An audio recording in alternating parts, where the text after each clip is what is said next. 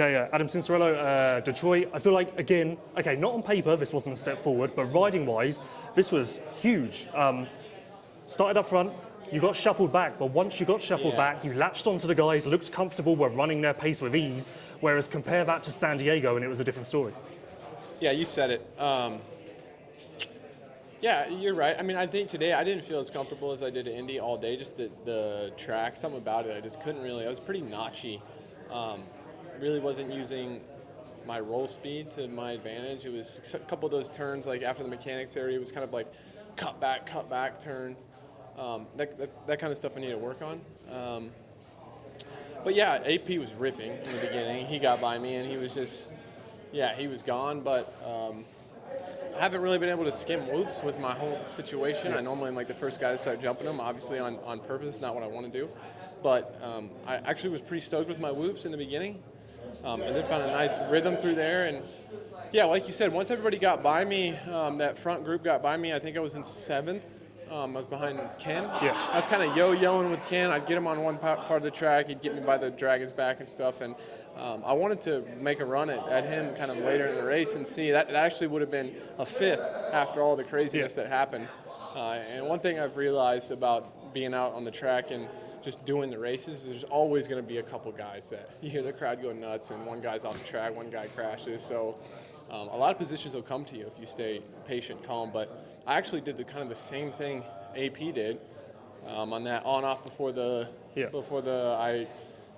or like kind of the same thing Chase did last week too. It kind of got my inside foot, did a knack over and crashed, and my bike was in the tough blocks. Had to pick her up. It took me a really long time to get up. I thought I was in like 18th, seriously. And then I came around and my mechanic had P9 on the pit board, and I'm like, well, he must have not erased it he must have rode it before I crashed, But I got up and I rode hard. Obviously, the leaders were right behind me when I got up. And I was telling you off camera before we started, it was good for me to kind of see the pace at the end of the race. Yeah. Those guys are definitely ripping, but it's not anything that I can't do. 8th, we finished. I don't know how many laps we did, but I finished one lap down. Not ideal, but like you said, we're making progress. When you were leading early on, what were you kind of telling yourself in your head? Like, were you thinking, okay, they're going to come by, stay calm, or like, do you even think actually? No, I don't think like that. I think about the moment and doing what I can. And I race forward. I have this. Sometimes it's, I guess you would call it. I mean, I have a confidence in myself. Last weekend gave me a lot of confidence, and I never feel like I'm going to get past. Maybe the first couple races this season, but now I feel like I have some pace, and I thought just put some laps together, and we'll see how long we can stay up here and try to latch onto the guys. And I was pretty happy for the most part. Some things I could do better, but it's life.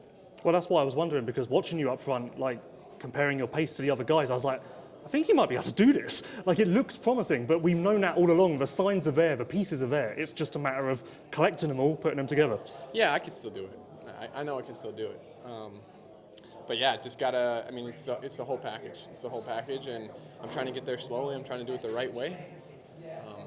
All I can do, I'm trying my best. It doesn't mean I'm out there riding at 80% and just like la-di-da-di-da. I care about this stuff a lot, but what I'm doing right now, I feel gives me the best chance of success long term, and I'm going to keep doing it. Last thing, really tough question to answer. You're probably going to have to think a little bit.